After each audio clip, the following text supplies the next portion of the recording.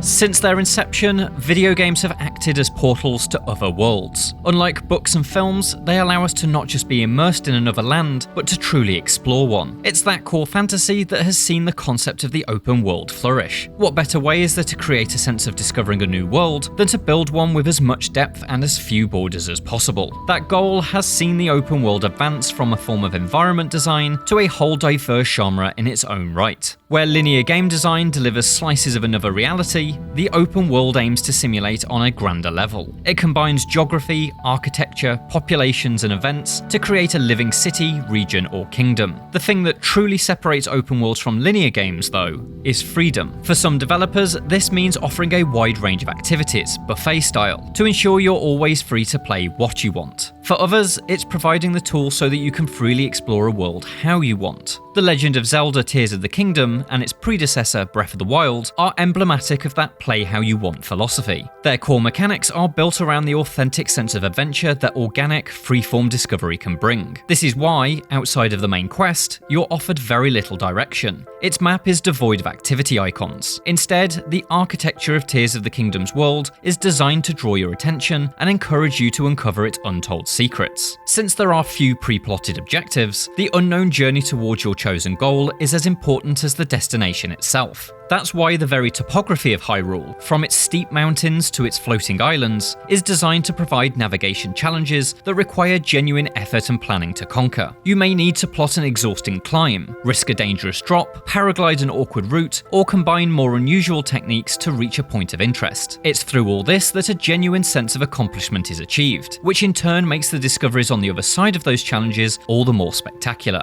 regardless of if that's a valuable treasure or a priceless vista. Nintendo generated Breath of the Wild's now signature exploration style by engineering a detailed simulation of the physical world.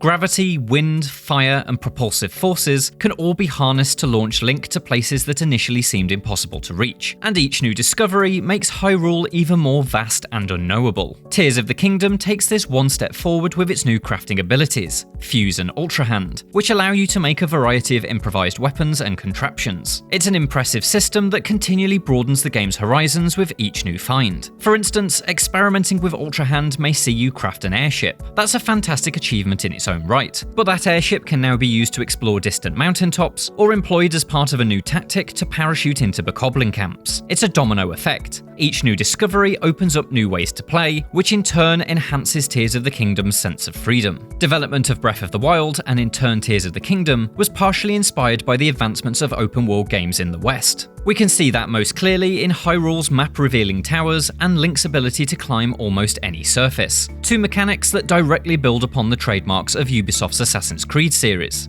But the more important inspiration, cited by Nintendo itself, is Skyrim.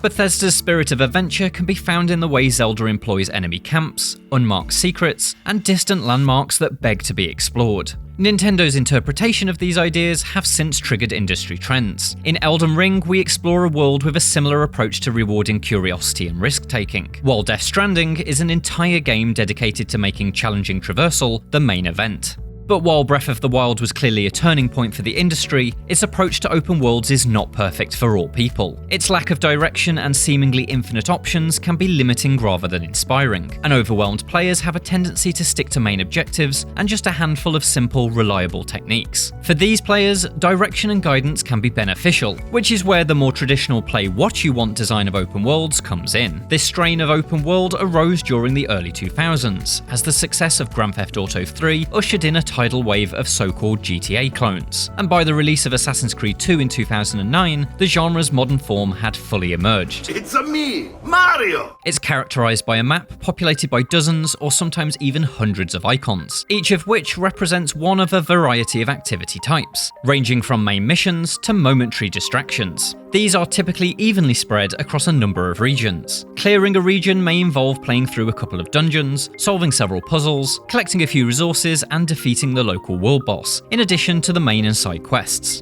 This arrangement effectively makes the map a question. What are you in the mood for right now? A detailed main quest, or something more bite-sized? This design, often referred to as the Ubisoft formula, is the foundation of dozens of games, including smash hits such as Batman Arkham City, Ghost of Tsushima, and the Horizon series. And it's obvious why this design is so popular. It directs you to the world's most interesting and exciting activities, something invaluable to those who need guidance, time-poor players, and people looking to achieve 100% completion. The arrangement provides a more authored experience, where many of the greatest moments in Zelda are rooted in the journey across Hyrule and the things you discover, often by accident along the way. The greatest hits in more traditionally designed open worlds come from fantastic mission or activity design. Ghost of Tsushima's duels, Horizon's mech battles, and Arkham City's stealth infiltrations are all among the genre's high points, but these moments are created for you rather than by you. The more directed an open world is, though, the more important it is to preserve a sense of adventure. With too many icons, the world effectively becomes an awkward menu in which you need to walk between the game modes. Its sense of place is lost, and the purpose of it being an open world in the first place dissolves. Assassin's Creed Unity is the poster child for this mistake. Its map rendered incomprehensible thanks to a clutter of symbols highlighting everything from main missions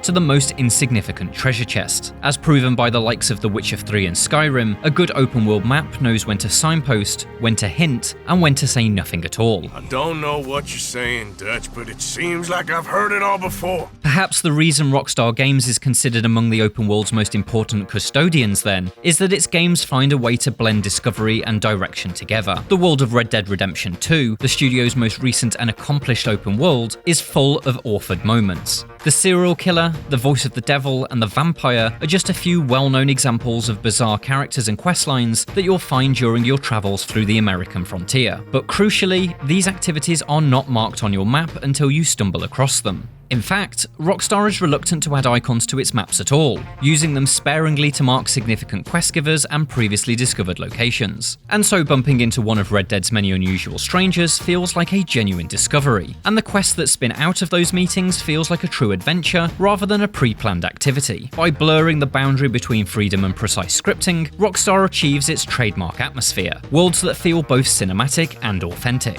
But authenticity comes from more than just freedom. It's built on simulation. There's a constant two-way conversation between the world and the player. When snow falls, you need to dress appropriately to fend off the cold. Wade through water, and you'll need to clean your weapons to restore their effectiveness. Act with kindness or cruelty, and the population will respond accordingly. Even the impression of your boots in the mud conveys a sense of believable reality. This is a genuine world, and even your footprints leave a mark on it. While Rockstar's apparently infinite budget means its graphics technology can make a world that looks photorealistic, and thus increasingly believable, studios across the world have long recognized that visual grunt alone can't make an open world feel alive. The land has to react to your presence. This understanding can be traced all the way back through Rockstar's gamography. The very core of Grand Theft Auto is based on the reactivity of the police. Commit crimes, get chased. The Police Wanted system has since been replicated by dozens of games, from The Getaway to Cyberpunk 2077, but it's also the first link in an evolutionary chain that leads to Shadow of Mordor's incredible Nemesis system. You're back!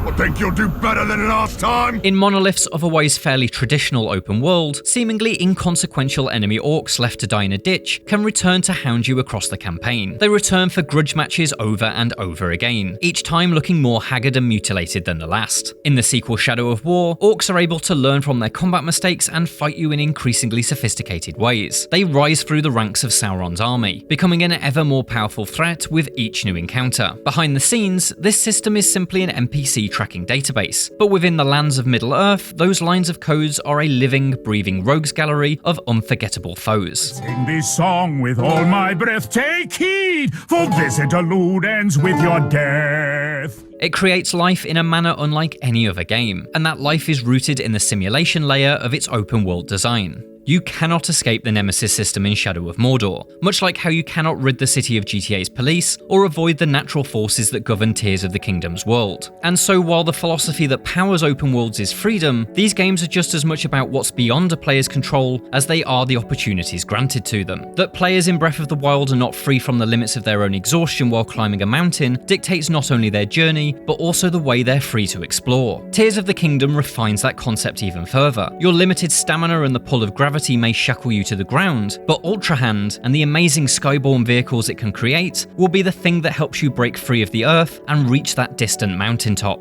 Like Tears of the Kingdom, the next revolutionary open world will once again redefine freedom. I can't wait to see the possibilities it unlocks. For more Zelda, check out our Tears of the Kingdom review, and for everything else, stick with IGN.